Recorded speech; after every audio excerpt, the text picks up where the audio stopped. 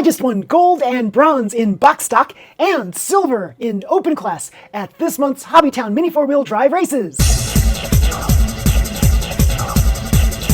Get set, go!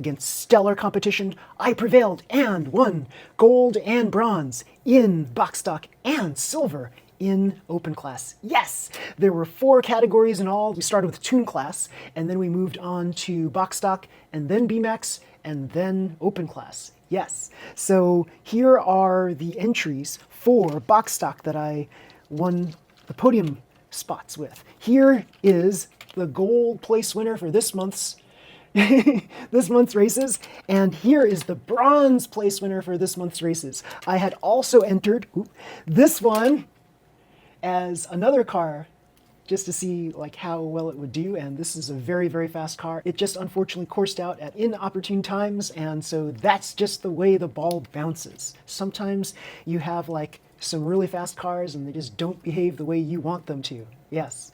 Oh well, what can you do? So yes, but I can tell you that the lightweight polycarbonate chassis on this one, this is the Avanti Violet Special. This is a very, very special car. If you were to obtain this car, you will probably win many races because it is that fast. But you cannot put too much battery voltage in it, especially over a tabletop. It'll just do a corkscrew at an inopportune time, and yeah, it might even flip over. So yeah, just be careful with battery voltages that are too strong with this one. Now, the winner of this is like last month's winner, right? From Chewy Racing's Backyard Races. So right here is like the golden car that people are like gravitating towards these days. So this is like a mock frame killer, you can say, but I wouldn't discount mock frames. No, mock frames have always been super fast. They've always been the meta. And so now we have a car that is very, very competitive against mock frames. Right here, very, very cool. But it all depends on how you build it, right? So yeah, there were a lot of these racing, just like in any month, but I was able to tame the speed on this so that it wouldn't go so blindingly fast that it would like lose for me. So if you remember the first time I raced this, I went blindingly fast and then I just coursed out, and that was it for that. What I really should have done was to just not change the batteries like I do with this one. I just like kept the same batteries from the very beginning to the very end. And even in the semifinals and final, I did not change the batteries. So that's what you have to do sometimes, and it just works. Yeah, so very, very fortunate with that. This one was my experimental car. I started off with Sally Racer, but that was just like not doing it for me. So I substituted this car instead because like, I don't know, this is Shiva. This is a car that won for me like many years ago. And so against this wonderful competition, this stellar competition, this somehow prevailed, right? Like, it's not the fastest car, but it's stable. It stayed on the track. And it's funny that it's stable because it's got a polycarbonate shell. So it's like you would think that because of the lightness, it would flip over and over and over. But no, I decided not to charge up the batteries all the way. If I had ample juice in here, if I had like max battery power, this would have coursed out easily. So I had to like kind of dumb down the battery power a lot on this too, so that it could be competitive. Very, very cool. So yes, box stock. The prize for gold, yes, I picked out of the box, and here is, yes, yet another Tamiya jacket. Yeah, I think I covered my microphone, sorry. So, yes, this is the prize, and you saw me win one last time too, and yeah, cool. And, and for bronze, I did this. This is the AR setting gear set. Now, the setting gear set, why is this relevant? Why is this awesome? So this, if you can win this as a prize, this has got a lot of good stuff in there. It's got its parts, right? So some people are not thrilled by parts, other people are. So if you're like a tune class person or a BMAX person, you definitely want parts instead of kits. Kits are great if you want to continue building box stock cars for box stock races. But if you want to build tuned and open class and BMAX cars and things like that, you need parts. And what better way to get all the great parts in one kit? So we've got this multiple color gear set right here. Lots of different colored gears for lots of different functions. We also have a hollow propeller shaft right there with the green pinions in the bottom. We also have, if you just look more closely, it's got carbon pinions and carbon counter gears, right? So that's so awesome. And with the gears themselves, inside the package is, let me just open this up for you, because like I said, opening up these things is like how we really learn about these products. You cannot just show things through a bag. I think that's just like not very good of a demonstration. And so all the people showing you things behind plastic bags, I keep ragging on them, but it's like that's not the way you should really review things. So you really want to show people what you're getting. So here it is. You can see right here colored gears, all different kinds from 3.5, 3.7, 4 to 1, 4.2 to 1. Sorry for all the plastic stuff. And 5 to 1, 4.2, 5 to 1. And there's also this. This is a very special thing. This is a fluorine-coated gear shaft right here. Yes, for single shaft cars. Very, very cool. So besides the hollow propeller shaft, you get this fluorine-coated gear shaft. You get a whole bunch of different gears. You get carbon pinions and carbon counter gears right here. There you go. Look at that. So cool. And yes, spur gears. And look at this. What's in the package there? That little metal thing right there. Ball bearing. Yeah. So you see, if you were to purchase each of these items separately, you'd pay more than the actual package price of the whole thing. So if you could buy this, please try to buy it, right? If you can find it. Yeah, it's one of these things where it's like, I think it's probably hard to get now, right? So yeah. Do you need oil on fluorine-coated shafts? Yes, you do. So be sure to lubricate all of these items so that your car will run optimally. Yes, very, very cool. So yes, this is my prize for bronze. So cool, so cool. And I think somewhere along the way I got these pencils too. That might have been for a different class of prize. I'm sorry. Maybe it was for open class, I'm not sure. But anyway, so in BMAX I entered this. Red Hot. This is my BMAX entry, and yeah, unfortunately it wasn't as fast as other BMAX cars in the field, but that's okay. Like, it was plenty fast, let's put it that way. It's just, there were only 3 chances, and I didn't get into any of the finals in those 3 lanes, so yeah, there were just faster cars there. There are people who did BMAX better than I did, so yes, that's totally acceptable to me. It wasn't until the very final lane, the 3rd lane, that I finally started understanding like what I needed to do to slow down my car, because my car was going very fast and then it was like coursing out.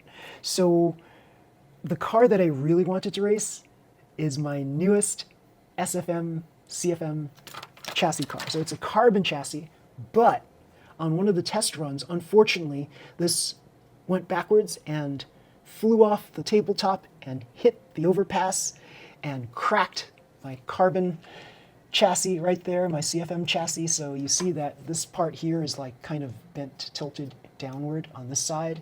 And yeah, This is a thing of beauty. I'm going to talk more about it in the next part of my series on how to build a better SFM car, BMAX car.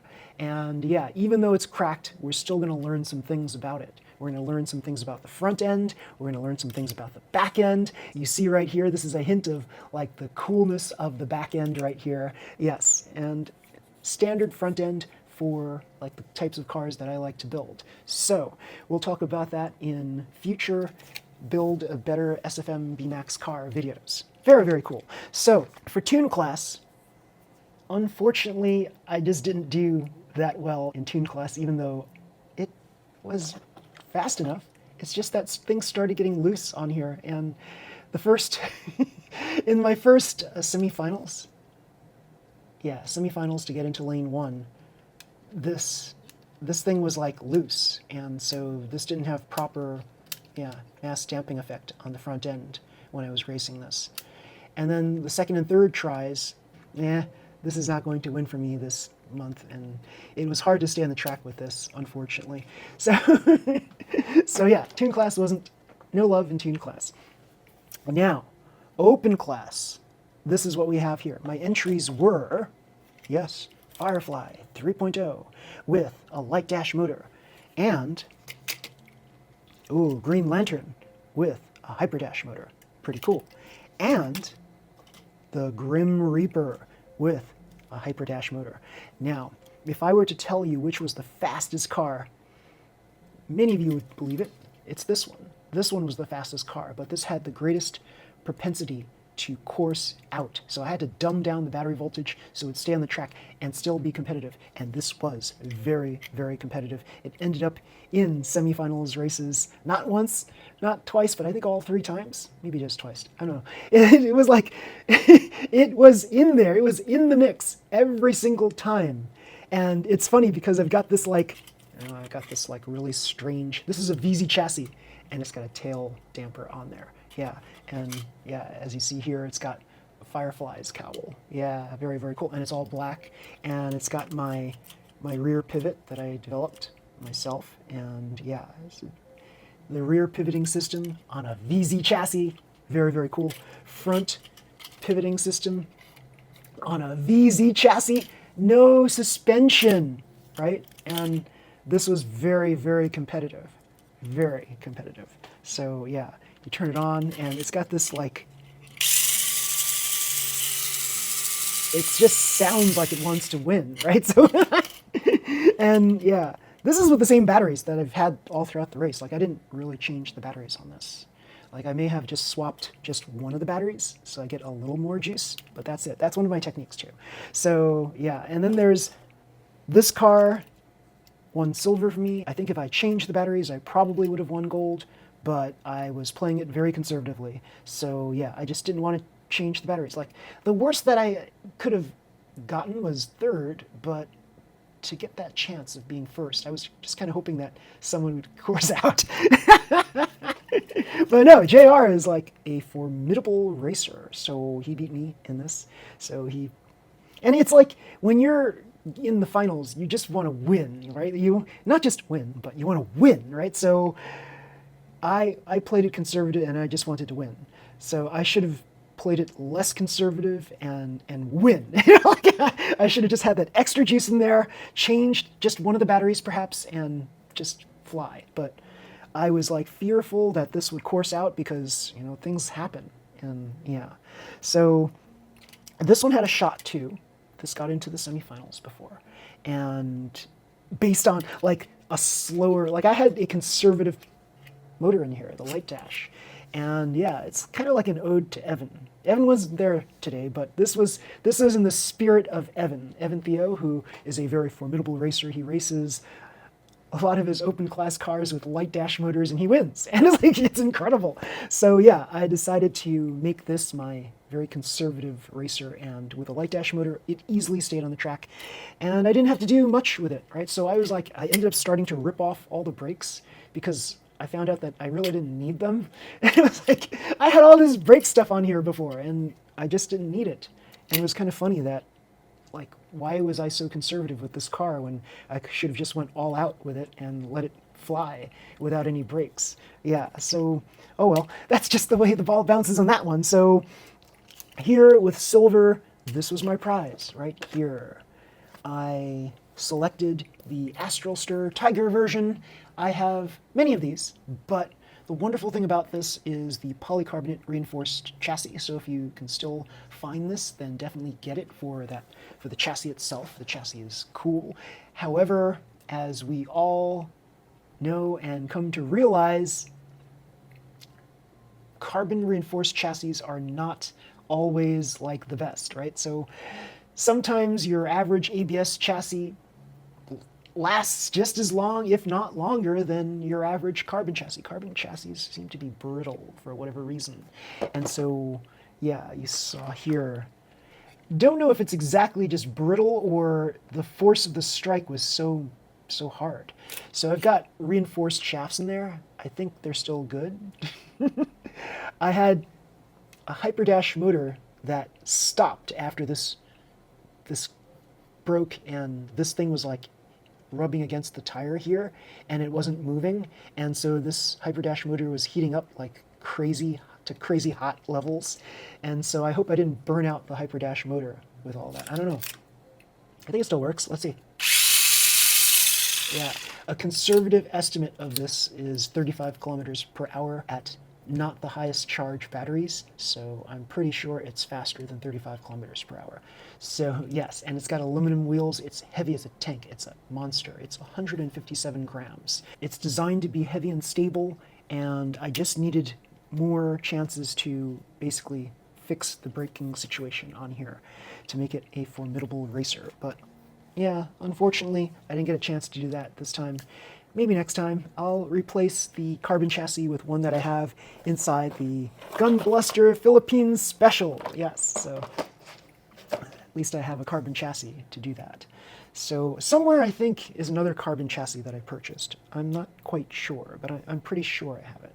So yeah, silver with this, gold with this, very cool, and bronze with this. So yeah, I got another set of 3 of these prize tokens. Very cool. These weighted tokens that have like metal inside them. If any of you have ever been to casinos, I think that the poker chips are kind of like this. They have metal inside and they have a weight to them. So yeah, I don't know why they did that. I guess if they didn't, then these would just feel like cheap plastic tokens. So because they have some heft to them, it feels like a prize worthy of collecting. So yeah, it's pretty cool. So yes, very, very cool. Another set of 3. And yeah, my prizes this month, totally awesome. And yes, thank you, Eric and Anthony, for hosting the races at this month's Hobbytown. Very, very cool. So everybody, if you like this video, please slam the like button, subscribe to my channel. You'll see more videos just like this one. Until next time, everybody, see you. Bye.